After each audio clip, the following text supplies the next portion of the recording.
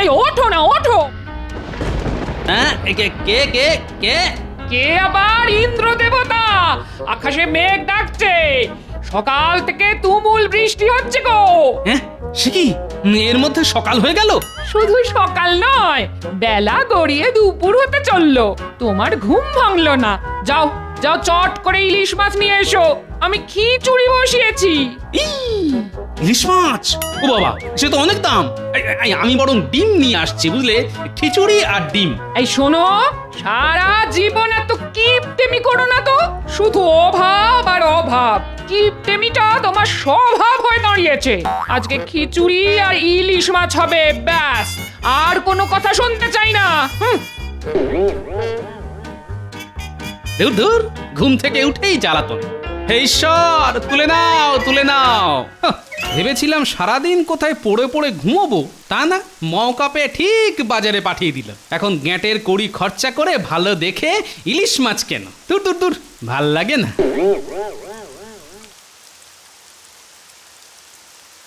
ইলিশ নিয়ে যান, ইলিশ একদম জলের দরে। ইলিশ নিয়ে যান, একদম জলের দরে। পদ্মার ইলিশ মাছ, ইলিশ ইলিশ ইলিশ একদম টাটকা ইলিশ নিয়ে যান। দে তাহলে।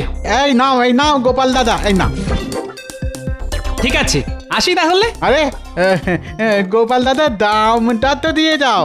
দাম? কিসের দাম? হ্যাঁ, 5 টাকা কেজি দাম।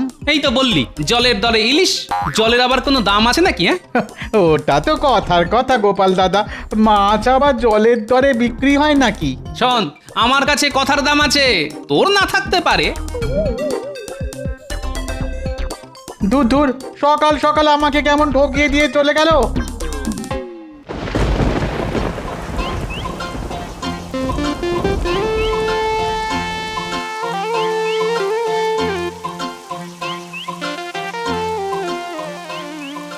কি, ধান ক্ষেত তো জলে ভেসে গেছে।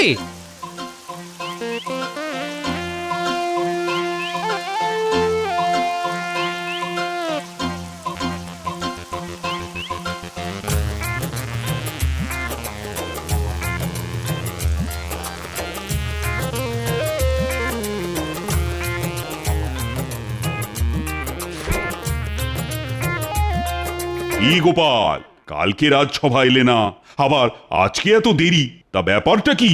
আর বলবেন না মহারাজ, চারিদিকে রাস্তায় এত জল কাদা, কি আর বলবো।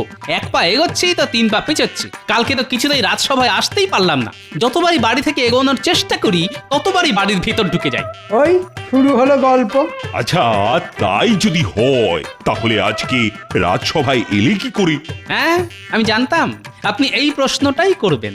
আজকে রাজসভায় পৌঁছলাম কি করে? আজ তো বাড়ি থেকে বেরোতেই পরিকল্পনা করে নিয়েছি, আজ আর রাজসভার দিকে এগোবো না। তাই আজ শুধু 1 পা করে পিছিয়েছি আর 5 পা করে এগিয়ে এসেছি। তাই তরতর করে রাজসভায় চলে এলাম। ওহ গোপাল, তোমার উপস্থিত বুদ্ধির জবাব নেই। রক্ষা করুন মহারাজ, রক্ষা করুন মহারাজ, রক্ষা করুন। সব সর্বনাশ হয়ে গেল আমাদের, সব সর্বনাশ হয়ে গেল। মহারাজ, মহারাজ কিছু একটা করুন, কিছু একটা করুন। কি হয়েছে তোমাদের? মহারাজ, মহারাজ, আমাদের চাষ জমি জলের তলায় চলে গেছে, ঘর বাড়িও ডুবে গেছে। কালকে থেকে না খেয়ে আছি মহারাজ, আপনি কিছু একটা ব্যবস্থা করুন মহারাজ। আচ্ছা, তোমাদের মোটামুটি কতজন গ্রামবাসী এরকম সমস্যায়? তাও শখানেক তো হবেই মহারাজ। কিন্তু রাজবাড়ির ভান্ডার থেকে তো অত লোকজনের খাবার দাবার এই মুহূর্তে জোগান দেওয়া যাবে না। মহারাজ, মহারাজ, আপনি আমাদের মা বাপ, আপনি আপনি কিছু একটা করুন। আমি মরে যাই, মরে যাব, কিন্তু আমার স্ত্রী সন্তানকে এরকম না খেয়ে মরতে দেব না। ঠিক আছে, শোনো, আমি তোমাদের থাকার জন্য রাজ্যের পশ্চিমে একটা উঁচু মাঠে তাঁবু খাটানোর ব্যবস্থা করে দিচ্ছি, আর তোমাদের খাবার জোগানের ব্যাপারে দেখছি কি করা যায়। আপনি মহান মহারাজ, আপনি গরিবের ভগবান। শোনো গোপাল, তুমি বেশ কিছু সেনা আর লোক নাও, আর তাড়াতাড়ি রাজ্যের পশ্চিমের বড় মাঠে বেশ কিছু তাঁবু খাটানোর ব্যবস্থা করো। যথা আজ্ঞা মহারাজ। আর মন্ত্রী, বলুন মহারাজ। তুমি আমার সাথে মুর্শিদাবাদে চলো। এই মুহূর্তে নবাব বাহাদুরই আমাদের একমাত্র ভরসা। উনি যদি আমাদের কিছু খাদ্যশস্য দিয়ে সাহায্য করেন, তবেই একমাত্র আমাদের সুরাহা হবে। হ্যাঁ ঠিক বলেছেন মহারাজ, এই বিপদে একমাত্র নবাবই আমাদের ভরসা। এই মৌকায় যদি কিছু কামিয়ে নেওয়া যায় তাহলে তো কেল্লা ফাতে। হ্যাঁ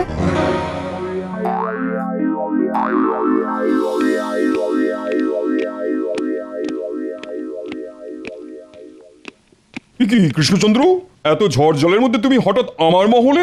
জাহাপানা, অনেক বিপদে পড়ে মানে এই ঝড় জলের মধ্যেও আপনার কাছে ছুটে এসেছি।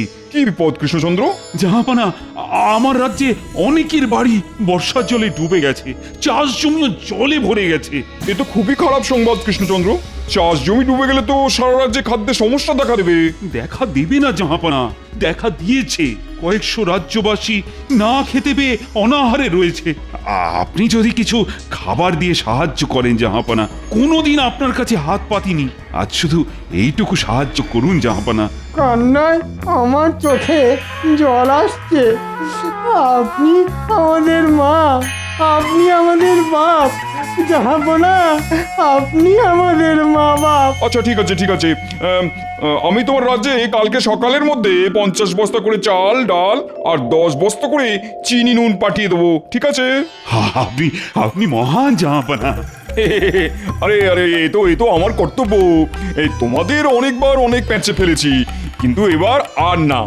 এখন মানুষেরা বিপদে পড়েছে, তাই তাদের সাহায্য করা আমার কর্তব্য। কেমন? আসতে পারি? বাবা বাবা, আজ তো আমার মহলে দেখছি পুরো চাঁদের হাট বসেছে। তা বলো, কি বলবে? আর কি বলবো বলুন জাহাপানা, আমার রাজ্যেও তো বর্ষা এসে গেছে, তাই আগে থেকে ব্যবস্থা নিতেই আপনার কাছে ছুটে এসেছি। কি ব্যবস্থা? আপনি তো জানেন আমার রাজ্যে চাল ডালের উৎপাদন এবারে কম, যা হয়েছে সব গম জোয়ার বাজরা। তাই আমায় যদি কিছু চাল ডালের বস্তা দিতেন তাহলে বেশ জমিয়ে এই কটা দিন রাজ্য জুড়ে খিচুড়ি রান্না হতো। ওই একরকম বনভোজন আর কি। না না না না না, এখন তো আর সম্ভব নয়। কেন সম্ভব নয় জাহাপানা? আপনি হলেন বাংলার নবাব, আপনার কাছে কোনো কিছুই তো অসম্ভব হতে পারে না। আমি তো কয়েক বস্তা চাল ডাল চেয়েছি জাহাপানা, এই কদিন সবাই মিলে আনন্দ ফুর্তি করে খিচুড়ি খাবো বলে। না না না না, এখন আর অত আনন্দ ফুর্তি করতে হবে না। আমি একটু আগে কৃষ্ণচন্দ্রকে চাল ডাল দিয়ে সাহায্য করার প্রতিশ্রুতি দিয়েছি। কৃষ্ণনগরের অনেক চাষি না খেতে পেয়ে মরছে, তাই তাদের খাদ্যের যোগান আগে, তারপর তোমার ফুর্তি। আচ্ছা ঠিক আছে, আপনার কাছে কৃষ্ণনগর আগে, খাম্বাজ রাজ্য পরে, তাই তো? খাম্বাজ রাজকে হাত করে যদি এই সুযোগটা কাজে লাগাতে পারি তাহলে আমার ট্যাঙ্ক ফুলে ফেঁপে উঠবে। ব্যাস, তোমাদের থাকার ব্যবস্থা হয়ে গেল। এখন যতদিন না তোমাদের ঘর বাড়ির ব্যবস্থা হচ্ছে ততদিন তোমরা এখানেই থাকবে। ধন্যবাদ গোপাল দাদা। আচ্ছা আচ্ছা, বাবা, একটু একটু বৃষ্টিতে ভিজতে না ভিজতে ঠান্ডা লেগে গেল। আপনাকে কতবার বলেছি বৃষ্টিতে ভিজবেন না, কিন্তু কে কার কথা শোনে? আরে আরে, আমি কি আর নিজের ইচ্ছে ভিজেছি নাকি? কালকে ওই মুর্শিদাবাদ ফেরার বাবা, কি বৃষ্টি! প্রণাম মহারাজ, আপনি ডেকে পাঠিয়েছেন? হ্যাঁ মহারাজ, নবাব বাহাদুর কি খাদ্যশস্য পাঠিয়েছে? এই শোনো, ওই ভাড়ার ঘরে সমস্ত চাল ডাল চিনির বস্তা বোঝাই করা রয়েছে। তুমি তুমি ওখান থেকে নিয়ে ত্রাণ শিবিরে বিতরণ করা শুরু করে দাও, চটপট। এবার বটা ঘটাকে দিয়ে বেশিরভাগ খাবার গোপন জায়গায় সরিয়ে ফেলতে হবে। তারপর আমায় আর দেখে কে? হ্যাঁ,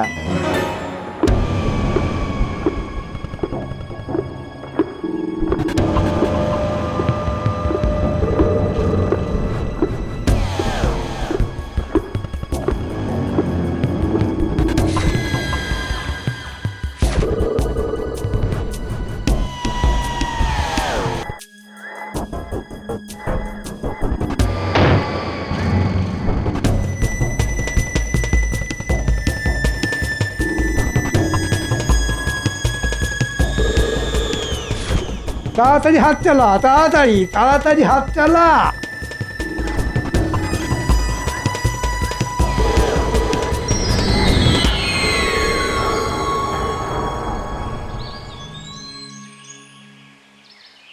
ব্যাস, এই 1 বস্তা চিনি, 1 বস্তা চাল আর 1 বস্তা ডাল শুধু বিতরণ হবে। আর বাকি বস্তার চাল ডাল খাম্বাজ রাজকে সব বেচে দেবো। উফ, মন্ত্রীমশাই মন্ত্রীমশাই, আপনার মাথায় কি বুদ্ধি! পুরো একেবারে ওই গাঁটে গাঁটে। রে, আমার সঙ্গে থেকে থেকেও তো আমার মতো হতে পারলি না, হ্যাঁ?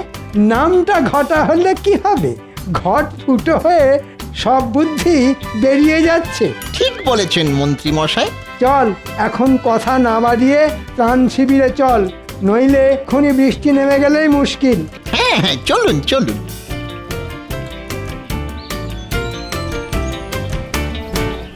এই, তোমরা সবাই সারিবদ্ধ হয়ে বাটি নিয়ে দাঁড়িয়ে পড়ো, চাল ডাল চিনি দেওয়া হবে।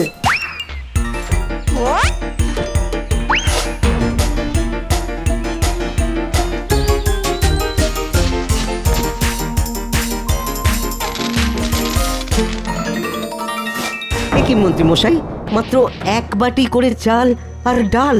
এ তো আমাদের দুবেলাতেই শেষ হয়ে যাবে। তাতে আমি আর কি করব ভাই? নবাব যেটুকু দিয়েছেন তাই তোমাদের ভাগ বাটোয়ারা করে দিচ্ছি।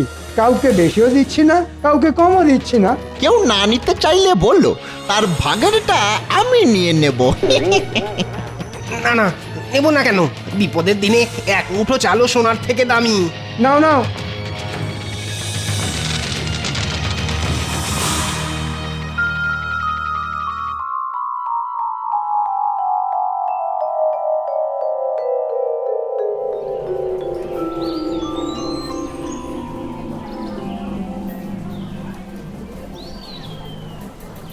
কি বলো, ত্রাণ সামগ্রী কিছু কি এসেছে, না এখনো মন্ত্রীমশাই এসেই পৌঁছয়নি? আর কি বলবো গোপাল দাদা, যা এসেছে তা না আসারই সমান। সবাইকে সবাইকে ছোট ছোট 1 বাটি করে চাল ডাল আর চিনি দিয়েছে। মাত্র 1 বস্তা করে চাল ডাল চিনি নিয়ে এসেছিল মন্ত্রী মশাই আর বটা ঘটা। এ কি, কয়েকশো লোকের জন্য নবাব বাহাদুর মাত্র 3 বস্তা খাবার পাঠিয়েছে? ঠিক আছে, তোমরা রান্না করো, আমি মহারাজের সাথে কথা বলে দেখছি কি করা যায়।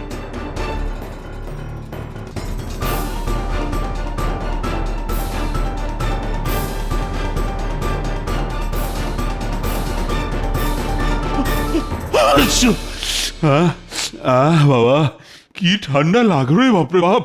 উফ, এ কি মহারাজ, বাইরেও ঝড় জল, ঘরের ভিতরেও ঝড় জল। বাবা, ভালো বলেছো গোপাল। বলো বলো, কি বলতে এসেছো বলো।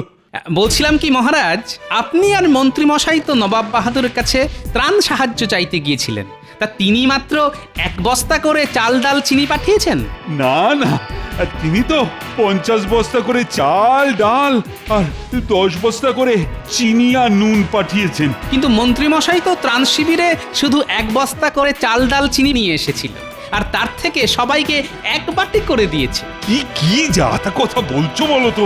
সত্যি বলছি মহারাজ, আপনার বিশ্বাস না হলে আমার সাথে ত্রাণ শিবিরে চলুন। না না গোপাল, আমার তোমার উপর ভরসা আছে। বাবা, আমি এই বর্ষা বাদলার মধ্যে আর বাইরে বেরোবো না। আমি মন্ত্রীকে এখানেই ডেকে নিয়েছি। বাবা, প্রহরী, ও প্রহরী! বলুন মহারাজ। শোনো, মন্ত্রীকে এক্ষুনি ডেকে নিয়ে এসো তো।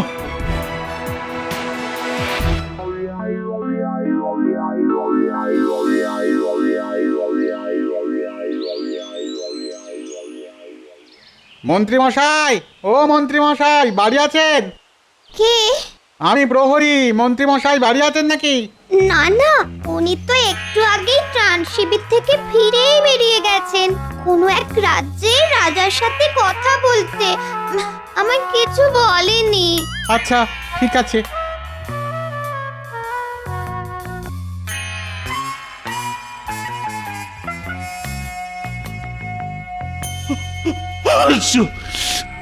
মহারাজ, মন্ত্রী মশাই তো বাড়িতেই নেই। হ্যাঁ, বাড়িতে নেই তো, কোথায় গেছে? মন্ত্রী মশাইয়ের স্ত্রী বললেন কোনো এক রাজ্যের রাজার সাথে দেখা করতে গেছেন, কিন্তু কোথায় গেছেন সেটা জানেন না। দেখলেন মহারাজ, এই লোকটাকে আপনি আজও চিনতে পারলেন না। এখন দেখুন কোথায় কার সাথে সন্ধি বাঁধতে চলে গেছে। শোনো গোপাল, এখন আর ওসব কথা বলে লাভ নেই। মন্ত্রীকে খুঁজে বের করতে হবে, আর তার আগে জানা দরকার বাবা ওই ওই বাকি ত্রাণের বস্তা মন্ত্রী কোথায় রেখেছে বা নিয়ে গেছে। হ্যাঁ, ঠিক আছে মহারাজ, আপনি আমায় একটু ভাবার সময় দিন, আমি দেখছি কি করা যায়।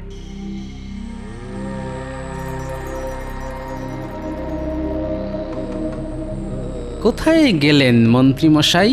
এই বর্ষার মধ্যে বাড়ি ছেড়ে এখন অন্য রাজ্যে কি করছেন? ত্রাণ সামগ্রীর বাকি বস্তা কোথায় গেল?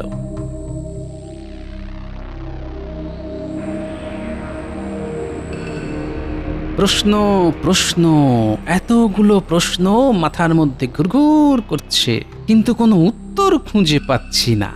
ওরে বাপরে, এত পিঁপড়ের ঝাঁক কোথা থেকে এলো? এ কি, এরা তো সব মুখে করে চিনি নিয়ে আসছে। যাই তো গিয়ে দেখি কোথা থেকে আসছে। এ কি, পিঁপড়ের দল তো মনে হচ্ছে ওই দিক থেকে আসছে। কোথায় এত মিষ্টি জমেছে, গিয়ে দেখা যাক।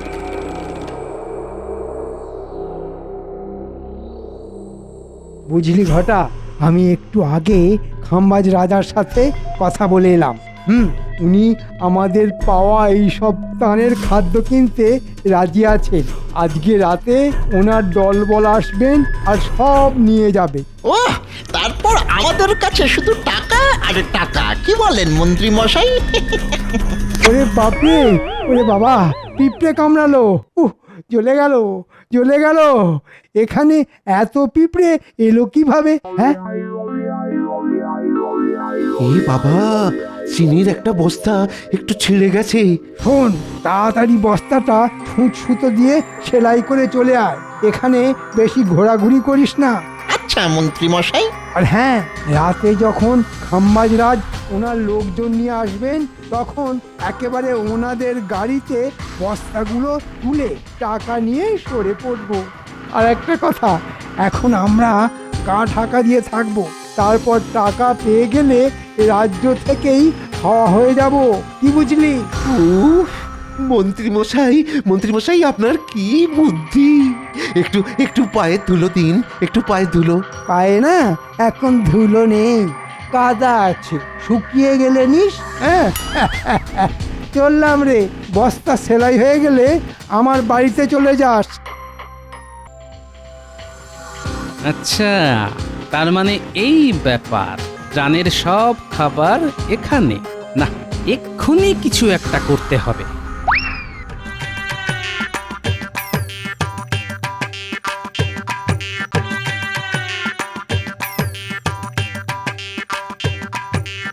এই খাওয়া দাওয়া হয়েছে?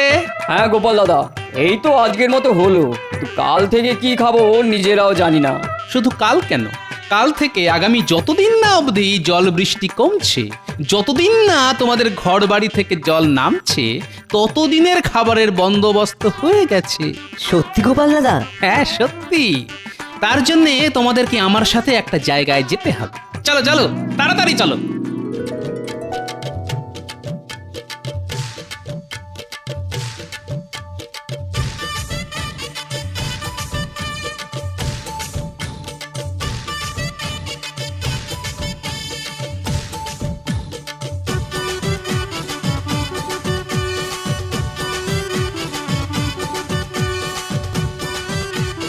উড়িয়ে বাবা, কত বস্তা! হ্যাঁ, এর মধ্যে চাল, ডাল, চিনি, নুন সব আছে। তোমরা সবাই এক একটা করে বস্তা নিয়ে শিবিরে চলো।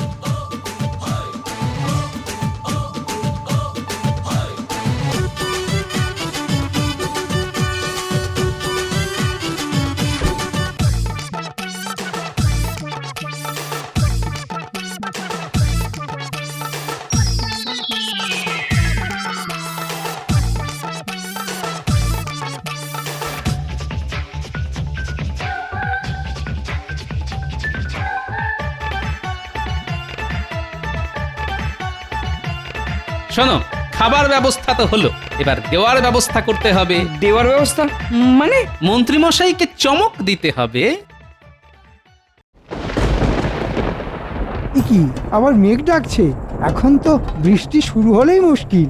এই এই তোমরা সবাই একটা একটা করে বস্তা চটপট গাড়িতে তোলো।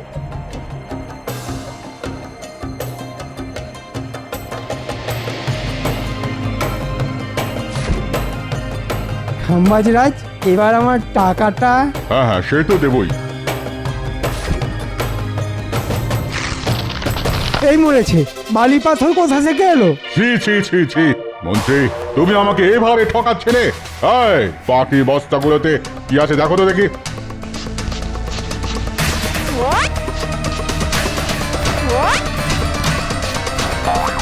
মহারাজ মহারাজ, এগুলোতেও সব মাটি পাথর বালি। সে কি? হ্যাঁ, বালি পাথরই তো পাবেন, কারণ খাবার যাদের পাওয়ার কথা তাদের কাছে চলে গেছে। মন্ত্রী, আমি গোপালের কাছ থেকে সব খবর শুনেছি। তুমি তুমি শরণার্থীদের মুখের খাবার খাম্বাজরাজকে বিক্রি করতে চলেছিলে। আগে ইয়ে না, মানে ও মন্ত্রী মশাই, এবারেও তো ফেঁসে গেলাম। সাবাস গোপাল, সাবাস। আজ তোমার জন্যেই এই শরণার্থীদের মুখে খাবার আসবে। তুমি যদি বিচক্ষণ না থাকতে তাহলে তো এতক্ষণে সব হাওয়া হয়ে যেত। একজন সৎ কর্তব্যপরায়ণ রাজ্যবাসী হিসেবে এ তো আমার কর্তব্য মহারাজ।